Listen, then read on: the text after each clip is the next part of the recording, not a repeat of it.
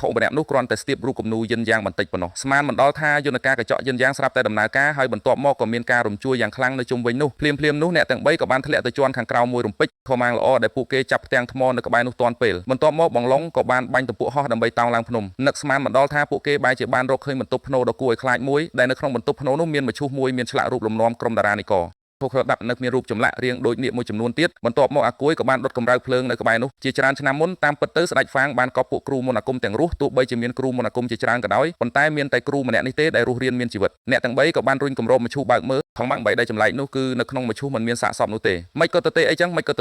នៅពេលដែលបងឡុងរៀបនឹងពិនិត្យមើលខាងក្នុងមឈូសស្មានមិនដល់ថាទៀននៅក្បែរនោះស្រាប់តែត្រូវខ្យល់បក់ពន្លត់ថតគ្នាក៏បញ្ញាបញ្ញាយកភ្លើងមកបំភ្លឺមើលនរណាទៅដឹងថាស្រាប់តែមានសត្វដ៏គួរឲ្យខ្លាចមួយក្បាលស្ទុះចេញមកធ្វើឲ្យអាគួយភ័យស្លន់ស្លោថយក្រោយដួលអង្គុយប៉ោកទៅក្នុងមឈូសវាជាសត្វពស់មែនទេប្រហែលជាពស់ដែលបានស៊ីថ្នាំទឹកនៅក្នុងលបសំថ្នាំទឹកហើយមើលពេលនោះអ្នករាល់គ្នាក៏បានដកកំបិតខ្លីចេញមកប្រុងប្រយ័ត្នពិតមែនហើយពស់នាគនោះក៏បានបើកការវាយប្រហារលើពួកគេភ្លាមពួកការមានតែត្រូវវាយបកវិញឲ្យអស់ពីកម្លាំងគេឃើញបងឡុងនៅពេលនេះបានលើកដាវធំមកកាប់ទៅលើពស់នាគនោះប៉ុន្តែបែរជាត្រូវវាវាយបោកខ្ទាតទៅឆ្ងាយរាប់សិបម៉ែត្រចំណែកឯអាគួយនិងយ៉ាន់ជឺក៏ត្រូវវាវាយឲ្យដួលជាបន្តបន្ទាប់ដោយគ្មានជំរឿសបងឡុងមានតែយកជាតិផ្ទុះមកបញ្ឆោតពស់នាគយក្សនោះទៅមកខាងទៀតហើយពិតមែនពស់នាគយក្សនោះបានដេញតាមប្រកិតពីក្រោយគាត់មិនលែងក្លេងបងឡុងក៏បានទាញខ្សែរសើរួចលោតឡើងទៅលើហើយក្រវែងជាតិផ្ទុះនោះសំដៅទៅពស់នាគបន្ទាប់មកក៏មានសម្លេងផ្ទុះឡើងយ៉ាងខ្លាំងក្លាពួកគេទើបតែរួចផុតពីគ្រោះថ្នាក់មួយនេះប៉ុន្តែនៅពេលដែលពួកគេទាំង3នាក់ទើបតែដកដង្ហើមធំធូរទ្រូងកំណោបាក់បែកនៅក្បែរនោះស្រាប់តែត្រូវគេបុកទម្លាយចេញមកឃើញច្បាស់ណាស់ថាការផ្ទុះនេះមិនមានឥទ្ធិពលអ្វីទាល់តែសោះទៅលើពស់នាគនោះនៅពេលដែលឃើញសត្វចម្លែកនោះបន្តខិតមកជិតពួកគេបងឡុងបានចំពប់ជើងដួលទៅលើដីដោយអចេតនាតែនរណាទៅដឹងថាពេលនោះគាត់ស្រាប់តែប្រទះឃើញដាវទឹកមួយនៅលើដីដូច្នេះគាត់ក៏បានចាប់ដាវនោះចាក់ចូលទៅក្នុងមាត់របស់សត្វចម្លែកនោះ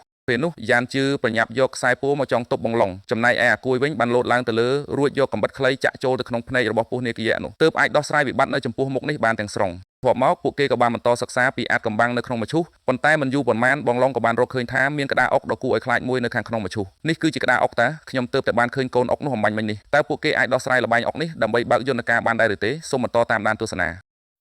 បងនៅកំពុងធ្វើការបោះហុកថៃបងបោះហុកថៃគុណភាពល្អបងនៅខាងខេត្តកំពង់ចាមធានាគុណភាពឲ្យជាប្រភេទថៃទលេបងធានាគុណភាពឲ្យអត់មានប្រាសាទទីគីមីរសាទុកអីទេបងបោះហុកខាងប្អូនធានាធំក្លិនខធំក្លិនខាធានាដែលមានអំបិលច្រើនខាងប្អូនធានាដោលលុយជូនវិញទាំងអស់បងហើយសម្រាប់តម្លៃកាន់តែធូរថ្លៃមែនទែនបង1គីឡូតម្លៃត្រឹមតែ10000រៀលតែប៉ុណ្ណោះបង1គីឡូ10000រៀល1គីឡូ10000រៀលទេបងសម្រាប់អីវ៉ាន់នេះគឺលក់ធូរមែនទែន1គីឡូតែ10000ទេបង1គីឡូ10000ណាគាត់ថាបញ្ជាក់បន្តិចពាក់ព័ន្ធមួយខាងសេវាខាងបងអ្នកចេញខាងប្អូនលក់តម្លៃធូរប៉ុណ្ណឹងហើយអញ្ចឹងខាងសេវាខាងបងអ្នកចេញទៅបងអធិស្ឋានផងហើយមិនបាច់ភ័យទេបងទីតាំងខាងប្អូនមានពិតប្រកបអីវ៉ាន់មានពិតប្រកបទីតាំងខាងប្អូននៅខាងភូមិថ្មដាឃុំព្រែកពោស្រុកសេងថោខេត្តកំពង់ចាមបងទីតាំងនៅភូមិថ្មដានឹងត្មងបងទីតាំងមានពិតអីវ៉ាន់មានពិតធានាគុណភាពឲ្យអត់រកស៊ីបោកប្រាស់ទេបងរស់រានឡើងបងអីវ៉ាន់ចំនួនមានកំណត់បងអរគុណច្រើនបងដែលបានទស្សនាវីដេអូខាងប្អូន